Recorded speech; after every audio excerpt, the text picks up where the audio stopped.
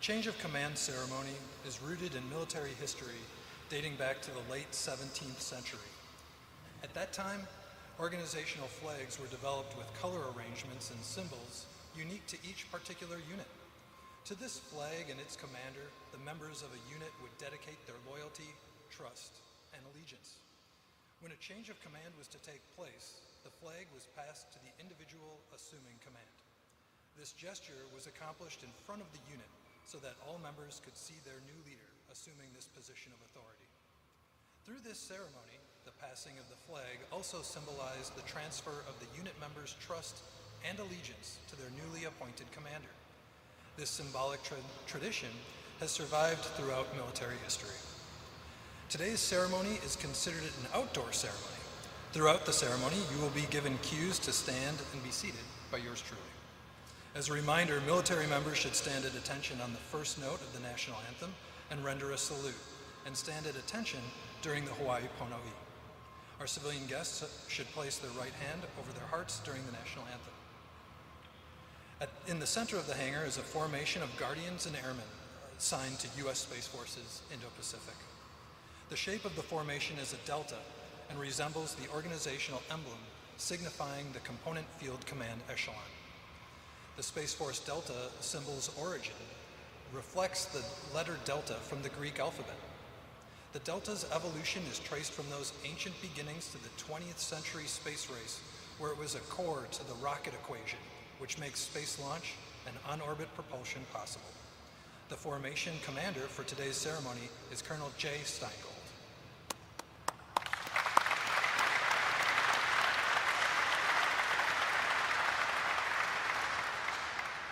Ladies and gentlemen, please rise for the arrival of the official party and remain standing for honors to Admiral Paparo and General Saltzman, the presentation of the colors, the singing of the national anthem and Hawaii Pono'i, followed by the invocation.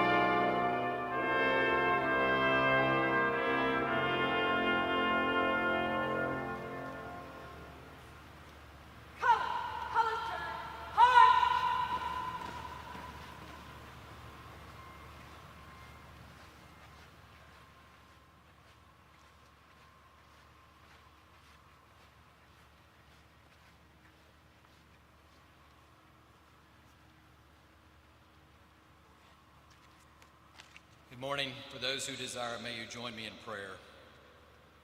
Holy Lord, we thank you for this significant day.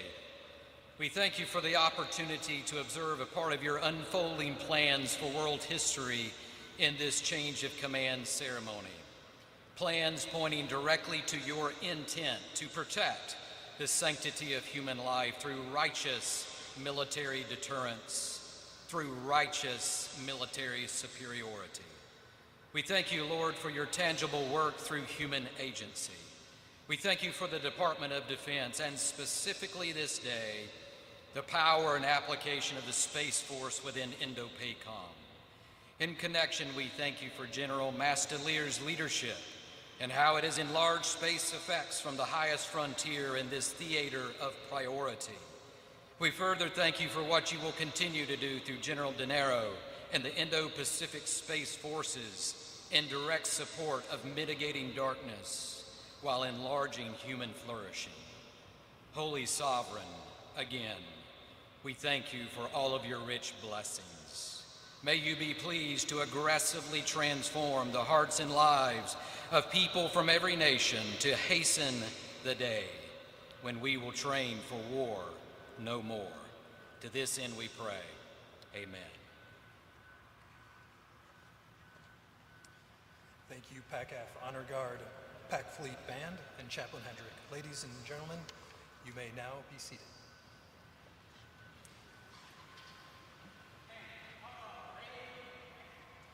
Welcome to Hickam Field here in beautiful Hawaii.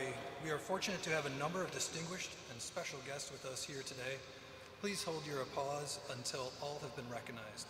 General Saltzman's wife, Jennifer, Admiral Paparo's wife, Maureen, General Mastelier's father, Joseph, and his brother, Michael, Brigadier General Dinero's wife, Akiko, his daughter, Mireille, and his son, Mario, and his mother, Carolyn. Finally, we also welcome all INDOPACOM component commanders, flag and general officers, commanders, chiefs, family, and friends here with us today.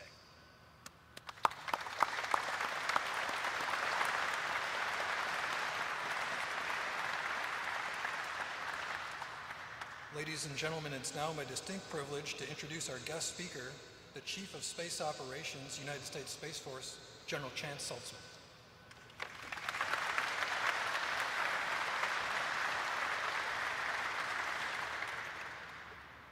Aloha. What a great day. What a great day. It's a great day for the Space Force. It's a great day for the Masteliers. It's a great day for the Dineros. I'm honored to be here. Thank you for hosting the ceremony. Admiral Paparo, my dear friend, you've been a gracious host. I thank you for your leadership. Thank you for your patience in allowing us to integrate into your joint team over these last couple of years. To the other component commanders, thank you also for the mentoring that I know has been required to make sure that our component becomes an integral part of this joint force. So thank you. I'm especially pleased to see Akiko, Mireille, and Mario. It's wonderful to have Tony's father, Vietnam veteran, Joe Mastelier. Tony, I know your spouse and children weren't able to be with us today, but please know that they're an integral part of the Space Force family. Thanks to all of you for your support of these two gentlemen over so many years and all that you've done for our nations. From the founding of our Space Force just over 5 years ago, it was clear that we had a responsibility to integrate with the joint force and present space capabilities to combatant commanders. In 2022, the vision of a command-level organization began to take shape, a unit that is administratively aligned under the Chief of Space Operations, but mission-aligned under the combatant command, dedicated to providing space-specific expertise, planning, and employment of space forces to meet the combatant commander's priorities. I don't need to convince all of you here that the vast oceans and limited land masses of the Pacific make for a uniquely challenging operational environment. Everything from communications to intelligence to targeting becomes exponentially more difficult across those distances. In many ways, space capabilities with radically different speed and distance characteristics are uniquely postured to help ensure the safety and effectiveness of our joint force. That's why it's so critical for us to establish Space Forces Indo-Pacific, bringing space expertise and capabilities into the fight to defend U.S. interests and deter aggression in the region. General Mastelier led the way as the first commander of U.S. Space Forces Indo-Pacific. He set the tone for space warfighting in this part of the globe and proved the unique utility of a Space Force component command so that we can apply the same model worldwide. Since then, we've established similar component commands supporting U.S. interests in Europe, Asia, Africa, the Middle East, and in the continental United States, all to great effect for our joint partners. As the first leader of this new command, General Mastelier faced unique challenges. In addition to growing the size and scope of the organization itself, I charged him to build concepts for space-enabling warfighting, formalizing exercises and war games to meet combatant command objectives, and building the partnerships that are so crucial to our mutual security. And believe me when I say it, he delivered on each of these and so many more. Under Chachi's leadership, Space Force Indo-Pacific developed the processes, relationships, and expertise required to integrate space capabilities with INDOPACOM, a vital ingredient in joint exercises with our allies and partners. His team delivered electromagnetic warfare, space domain awareness, orbital warfare, navigation capabilities to enable nearly a dozen Tier 1 combatant command exercises. These critical events hone our skills, refine our tactics, and help us learn key lessons as a joint force. General Mastelier ensured that we train like we fight, focused on deterring war, but standing prepared to act swiftly and decisively if conflict arises. Beyond its warfighting responsibilities, General Mastelier also led the component in providing life-saving humanitarian support following several natural disasters across the region, including the tragic wildfires right here in Hawaii. These important civil support missions highlight your skills as space professionals, your guardian character, your commitment to the American people. Finally, General Mastelier delivered on one of the Space Force's most critical lines of effort, partnership. He has traveled all over the AOR, from Japan to Australia to Korea, forging strong partnerships with over a dozen key allies. His tireless work has earned us a team of allies across the Indo-Pacific, bonded by our trust in one another and focused on the criticality of space. These alliances are vital to both deterrence and warfighting, and only through our allies and partners will we prevail. Chachi, when we established the component in the fall of 2022, I charged you to tackle a wide range of activities. Among them, building concepts and analysis, formalizing the training and exercises, being the space expert in the room with our joint partners, and setting up security cooperation plans. All of that to enable the component's singular focus to meet the combatant command's priorities. I knew on your first day that you were capable of closing on each of those, and you did exactly that. You were challenged by limited resources, a quickly evolving threat landscape, and the details of getting brand new unit off the ground, but you did not let us down. Thank you for your Herculean effort to frame and build the component, your tireless work to integrate space capabilities into the joint fight here in the Pacific, and for taking care of these men and women as they accomplish our critical mission. I'm immensely proud of you, Tony, and everything your team has accomplished.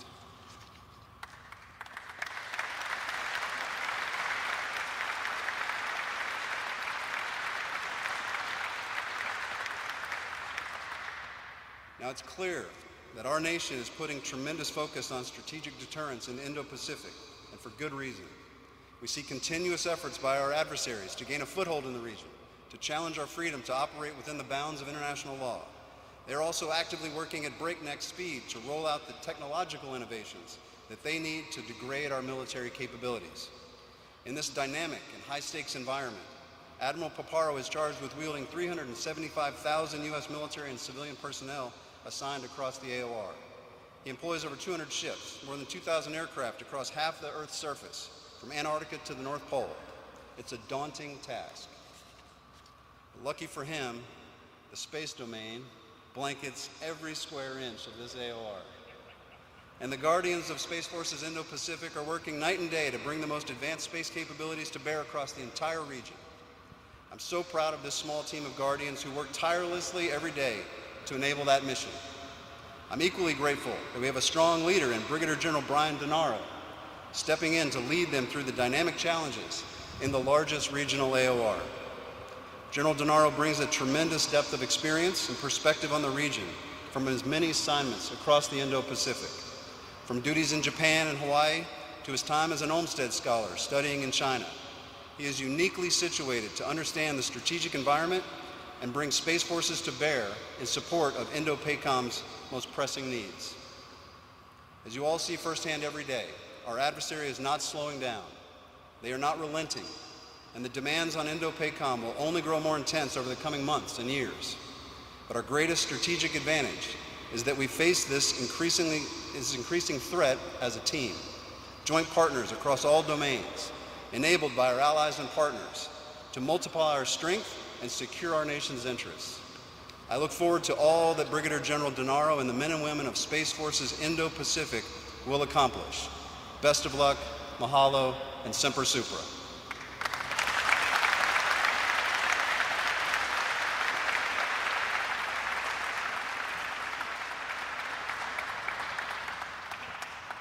Thank you, General Saltzman. Ladies and gentlemen, we now welcome the Commander, Space Forces Indo-Pacific, Major General Mastelier.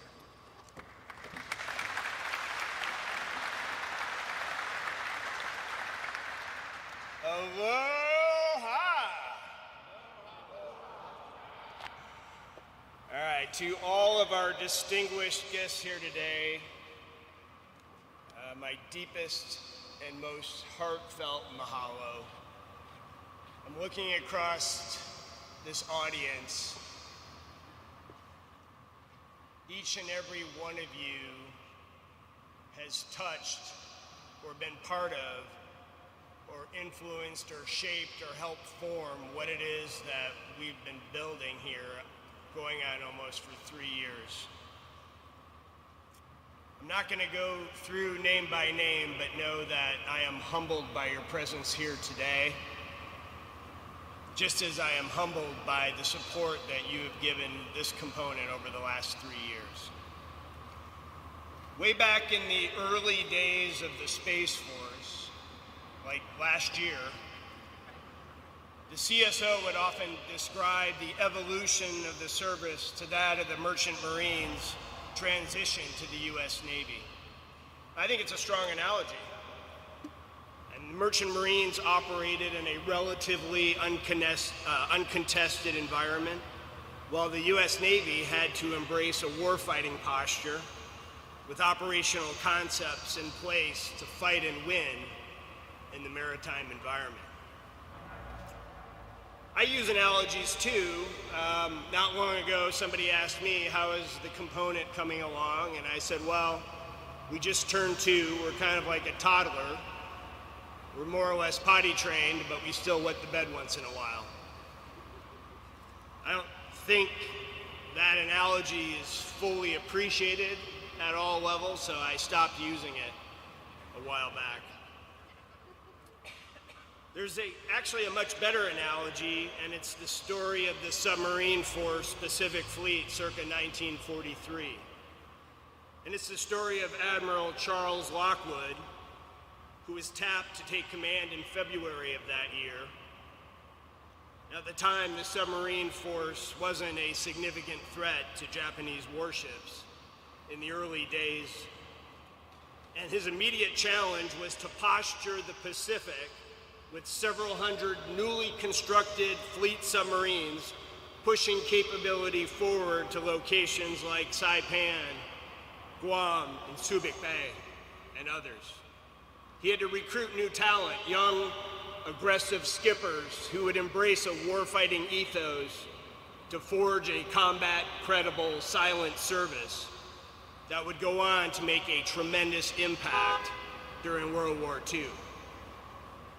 Today, Space Forces Indo-Pacific is likewise laser-focused on building combat credibility, pushing new capability throughout the theater, west of the international date line. The team standing here was handpicked to be bold, forward-leaning, and aggressive, and they have worked tirelessly without much fanfare to posture INDOPACOM to prevail. Now, if I'm being honest, the early days of this command were a little like the reality TV show Survivor. Dropped into a remote island, you gather a handful of junior grade operators and you set out to build a component.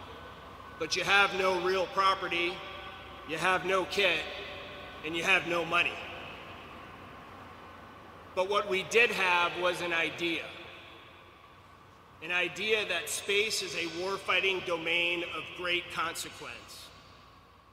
An idea that space superiority is a precondition for joint force success. And an idea that Guardians are uniquely qualified to fight for and preserve space superiority. Ideas are powerful forces of nature. We also had leaders with strong vision. General Saltzman, thank you for making the time and effort to be here today with us. Your presence is not only a reflection of your steadfast commitment to the Joint Force, it also reflects your unwavering leadership to all Guardians everywhere. You gave form and function to the ideas I just mentioned. You call them truths. And they have been our Polaris throughout this journey. Admiral Paparo, if there was doubt, there is no doubt. You told me early on that you were our biggest advocate, and you demonstrated that throughout our time together. As Compact Fleet, you once said, if space is off plan, then I am off plan. Those 10 words steeled the resolve of every Guardian in our formation. It gave purpose to the task before us. To my fellow component commanders, Admiral Kaler, General Clark, General Glenn, I know General Schneider couldn't be here, also J-Dub, now Jeff, thank you for your leadership and your partnership, but also for your mentorship and your friendship.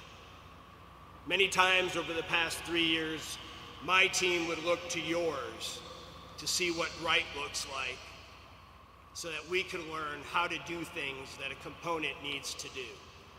And your team was always there for us. Mahalo. To all the other warfighters across US INDOPACOM, your presence here is a testament to the criticality of space as a warfighting domain, but it also speaks to the relationships and friendships that we have forged since activation. It is our relationships that will fortify our deterrent posture in the Indo-Pacific, and it is our relationships that will be key to victory should deterrence fail. The mission does not work without your commitment and courage, and I am grateful that we had it from the start. When we activated U.S. Space Force's Indo-Pacific, we started with a blank page. As most of you recall, we held the ceremony at Camp Smith in front of INDOPACOM headquarters building, primarily because we hadn't yet finalized the basing process. We had no predecessor, no warfighting doctrine, no assumed battle rhythm, no precedent. Just a mission, vital, overdue, and rapidly expanding, and a small but driven team tasked with turning that blank page into operational reality. Mission analysis was step one, building a programming plan that would not only enable success here in INDOPACOM, but would serve as a blueprint for Space Force components around the world. We reached out to then Major General Jester Jost and asked him to send out his Jexters, the world's premier Joint Force architects who reside in Joint Enabling Capabilities Command. Over 10,000 man-hours went into our analysis, which has survived even the most ruthless Pentagon auditors. Now, there was a time when some believed the necessity, or some questioned the necessity of Space Force service components. But I believe we've written a chapter that will stand as a foundation for the service and a newfound advantage for America in this theater. We have a key fact in our favor, that every joint warfighting function, command and control, intelligence, fires, maneuver, protection, sustainment, information, every function has space dependencies or is enhanced when space is properly integrated. To that end, since activation, our Guardians in the S2 and the S3 have designed and executed nearly 500 tailored defense support packages, coordinating on-orbit capabilities to provide overwatch for joint force operations. It is a Guardian on the Space Watch who is the first to know when a missile launches out of North Korea or China and where it is likely to impact. It is a Guardian who can assess the integrity of joint force satellite communications, position navigation and timing signals, and ensure that the space layer can support U.S. power projection throughout the region. And it is a Guardian who understands our adversaries' space dependencies and how best to break those long-range kill chains. Protecting the joint force from space-enabled attack is a solemn responsibility that we take to heart. It is what motivates us each and every day, and it is what Guardians in the S2 and the S3 have been doing since day one. Meanwhile, our S5 Guardians tackled the basic building blocks of a component. They authored the first supporting operational plan in the service's history. Not a concept, not a theory, a hard-hitting executable course, aligning our unique capabilities to those of INDOPACOM's priorities and objectives. We followed by finalizing the first campaign support plan, because deterring aggression in the Indo-Pacific isn't episodic, it's persistent. And space power, to be effective, must be equally persistent. We also began the critical task of international engagement. Now, our allies have rightly observed that navigating the U.S. space enterprise can be confusing. But Space Force service components today serve as the front door, ready to make connections necessary and guide our regional allies and partners. We work here, we live here, we share the same security environment. We are present. Presence is a necessary precondition to building trust. And trust is an essential element of enduring relationships. To that end, our S5 drove over 100 key leader engagements, executed space engagement talks, and successfully onboarded the component's first exchange officers from Australia, one of whom serves as my deputy today. Now, these are not ceremonial milestones. They were necessary steps to ensure that we could do the one thing that we were created to do: integrate space operations across the joint force and our allies to preserve a free and open Indo-Pacific. Perhaps no one in the component was more challenged than our S7 Guardians. Entering the 2-year joint exercise life cycle midterm is a daunting proposition. Pacific Century 23 was, in many ways, our first report card, even though the planning for that event began a full year before we were even activated. It would have been reasonable to ask for a pass, but that was never considered. Instead, our S7 Guardians did cheetah flips to ensure that the component was well postured for growth. And they ensured in each subsequent command post and field training exercise that it was progressively more challenging. Keen Edge, Valiant Shield, Pacific Century, Talisman Saber. These are not only opportunities for growth, they're opportunities to send a message, and that message is the U.S. will fight and win in space to protect our national interests whenever required. In fact, as we sit here today, over 700 Guardians are participating in Resolute Space, part of SPACEFOR-INDOPAC, the largest department-level exercise in the service's history. Working side by side, PACAF Airmen and SPACEFOR-INDOPAC Guardians continue to unpack joint warfighting interdependencies, hone their skills, and advance their tactics, techniques, and procedures in a contested environment. I've always said that integration is a contact sport. We can only achieve maximum results when Guardians are in the planning process at the start. And our S7 team, they are the unsung heroes who give us the opportunity to exercise across the joint force with our allies and partners on a regular basis. At the same time, Guardians in our S8 are quietly shaping the requirements for the future, working across the Space Staff, Space Command, Congress, allies, the defense industry. Our acquisition professionals have helped shape future investments to specifically meet the priorities and objectives of INDOPACOM. They've started a series of Space Warfighter Days with Space Systems Command, Space Development Agency, the Space Rapid Capabilities Office, while maintaining regular touch points with others like the Strategic Capabilities Office and the Defense Advanced Research Projects Agency.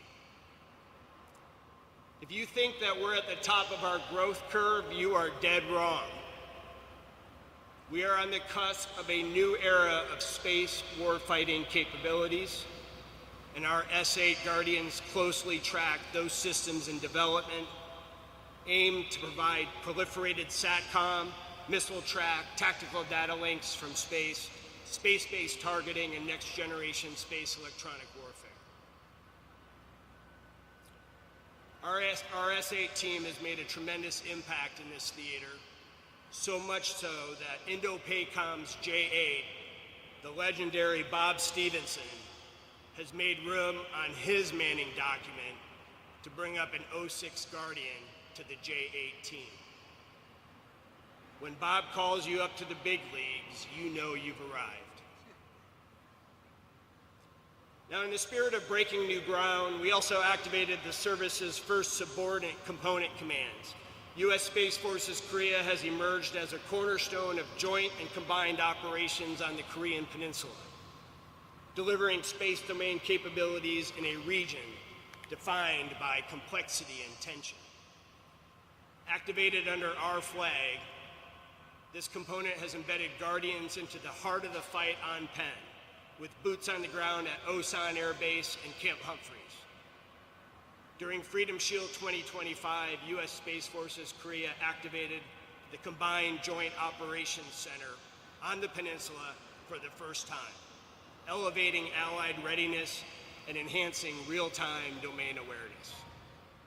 Through Polaris Hammer, Guardians led multi-domain command and control efforts across 6 U.S. and ROC organizations. These initiatives have sharpened coalition integration and accelerated the region's ability to absorb and apply space effects under contested conditions. U.S. Space Forces Japan is anchoring the space leg of our cornerstone alliance in Japan with resolve and relevance.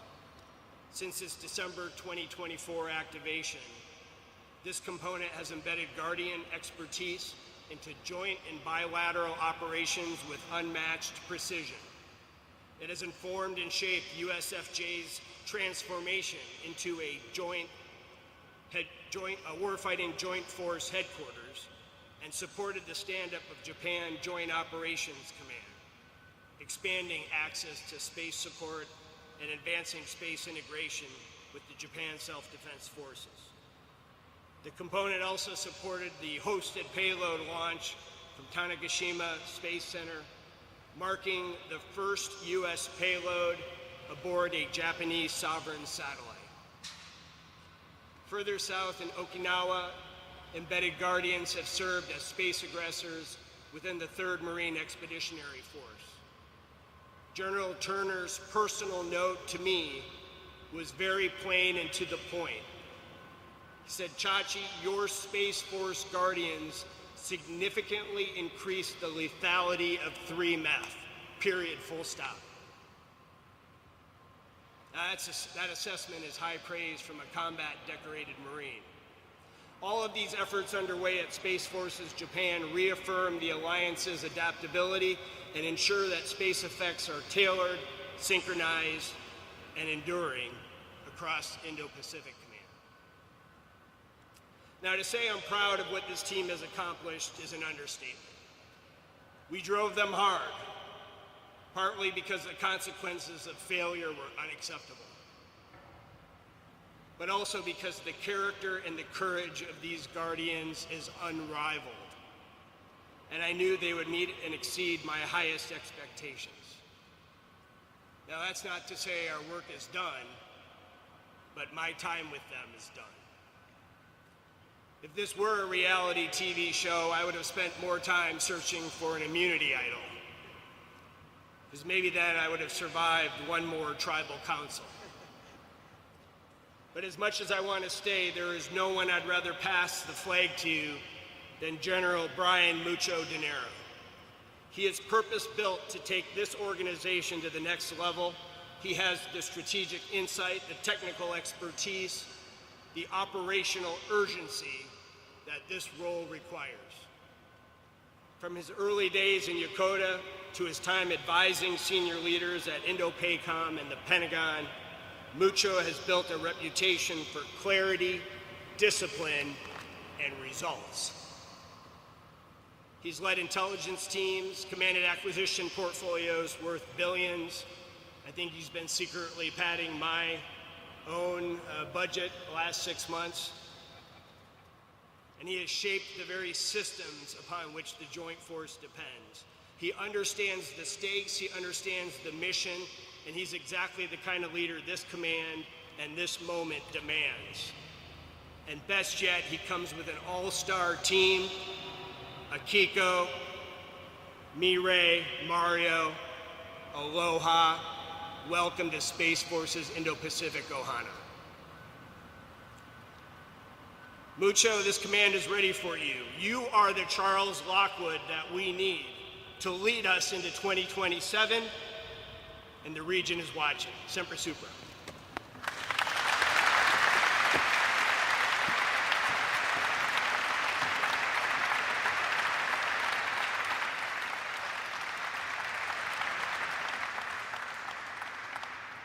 Thank you, Major General Mastelier.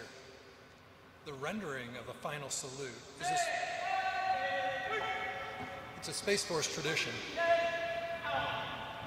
and appropriate during a change of command ceremony. Today, the men and women of Space Forces Indo-Pacific will render a final salute to Major General Mastelier to show their respect and appreciation. Sir, it's been a pleasure serving you. The finest Guardians I've ever commanded. I know you're going to give General De Niro everything you got, just like you did for me. Carry on.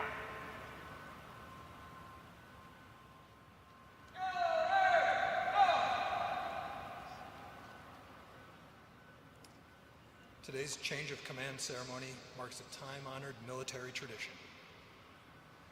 The flag before you represents the U.S. Space Forces Indo-Pacific and is a symbol of military command. The officers will now proceed to the center of the stage. During this ceremony, Major General Mastelier will pass the guidon to Admiral Paparo, symbolizing his relinquishing of command. Admiral Paparo will take control of the guidon, representing his watch over Space Forces Indo-Pacific during this transition, before passing the guidon to the incoming commander, Brigadier General De Niro, and granting him the authority of command. Ladies and gentlemen, please stand for the publishing of the change of command order. Publish the order. Attention to orders. By special order of the President of the United States, Brigadier General De Niro is hereby appointed Commander of United States Space Forces Indo-Pacific Command, effective 25 July 2025.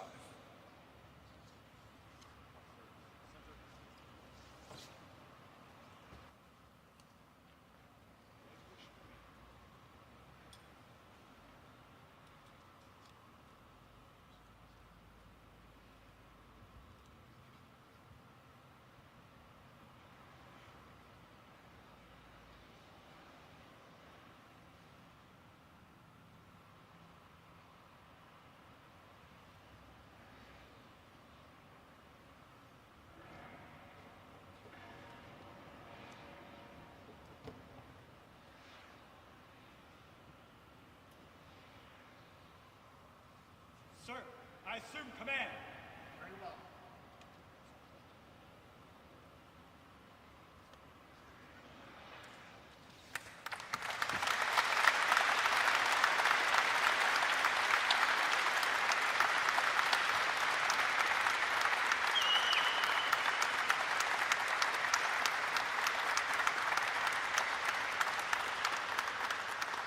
Ladies and gentlemen, you may be seated. The men and women of Space Forces Indo-Pacific are honored to render a first salute to our commander, Brigadier General Denaro.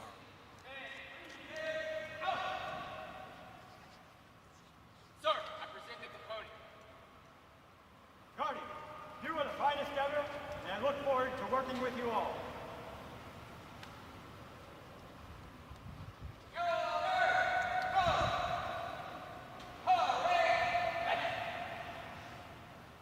Ladies and gentlemen, it's my honor to introduce you to the commander of U.S. Space Forces Indo-Pacific, Brigadier General Brian Denaro.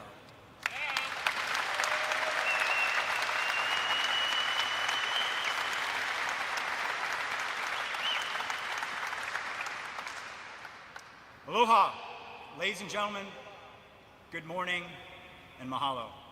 Thank you for the very, very warm welcome today and for all of my family. Admiral Paparo, sir, thank you for your trust and confidence in me to lead these tremendously talented Guardians in this consequential space mission for Indo-Pacific Command. I thank you. General and Mrs. Saltzman, thank you, sir, ma'am, for being here today. Thank you for your powerful remarks just earlier and your leadership organizing, training, and equipping the world's greatest space force to deliver ready Guardians and war-winning space capabilities to Indo-Pacific Command. Thank you to all our distinguished visitors. A special thank you to the Indo-PACOM component commanders who are here today and those that could not make it. I look forward to working with you very closely. Thank you to our allies and partners present today. I am eager to meet and work with you to advance deterrence in the Indo-Pacific and build strong space partnerships. A big aloha to the consuls general, state and local leaders, industry partners, and all the good friends and family that are here in the audience today. We appreciate your steadfast partnership. And a really special thank you to Major General Tony Chachi Mastalier for courageously standing up this command and boldly leading this excellent team that has achieved so much in such a short time. Chachi, your leadership, your vision, and your execution is tremendously appreciated, and I look forward to continuing the momentum and all the great work that you have achieved. Thank you to the men and women, the proud Guardians of Space Forces Indo-Pacific. Colonel Steingold, thank you for your excellent work today leading this fine formation. To our Guardians, your professionalism, your expertise, and your capabilities are exceptional. You are a small but mighty and growing component. I applaud all of your hard work to get us to this point, and I look forward to all that we will achieve together. Finally, I extend boundless thanks to the Denaro Ohana. My mother, who is here today, her father served as a sailor in World War II, and my father, an Air Force veteran, who designed and launched the world's first GPS satellites. For me, they set a firm foundation upon which a career of service to our country could be built. Astronomical thanks to my wife Akiko and our children, Mireille and Mario. Command and every military assignment is an all-in family commitment, and Akiko does it every time with grace and enthusiasm. She is a huge advocate for Guardians worldwide and across this great theater.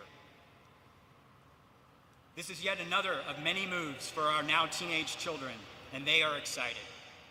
They have both returned to their birthplace. Hawaii, indeed, holds a special place in our hearts. It's great to be back in the Indo-Pacific. I've spent nearly half my career stationed in this theater, and mostly all of my career focused critically on this theater. This is a critical time these are critical threats.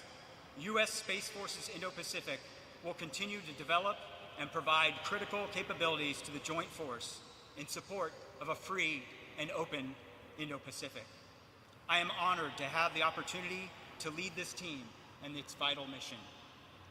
In this vast Indo-Pacific region, where distances are great and stakes even greater, Space Forces Indo-Pacific will remain the mighty watchful eye and a vital component of our joint deterrence and success. Thank you, mahalo, and semper supra.